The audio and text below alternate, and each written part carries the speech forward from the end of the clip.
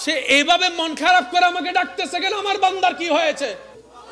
কারো বলাটা বাবার আওয়াজটাকে মনে করাই দিচ্ছে, কারো হাত লাড়াটা বাবার সে শাসনটাকে মনে করাই দিচ্ছে। আপনারা সব ভাই বোন এক জায়গায় হবেন, দেখবেন আপনার নিজের মন বলবে, সব ভাই বোন এক জায়গায় হওয়ার কারণে মনে হচ্ছে আমার মা বাবাও এখানে আছে। যে আত্মীয় টাকা বেশি, দাওয়াত তাকে দেওয়া হয়, কল্পনাটার বাস্তবে রূপ নেয় না, কারণ আমরা এখনো পাক্কা মুসলমান হতে পারি।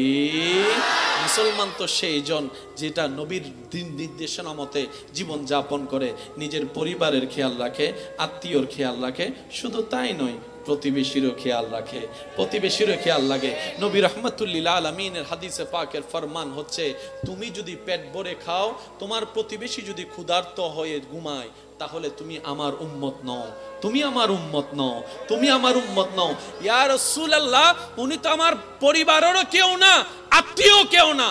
নবী বলে যে যাই হোক না কেন, তোমার ঘরের প্রতিবেশী তো, তোমার রবের বান্দা তো, আমি নবীর উম্মত তো, সুতরাং তুমি যেখানে আপন পর করেছো তোমার সিদ্ধান্ত অনুযায়ী তুমি আমার উম্মত হতে পারো না। সম্পর্ক করো হাদিস মোতাবেক, আল হুব্বু ফিল্লাহ ওয়াল বুগজ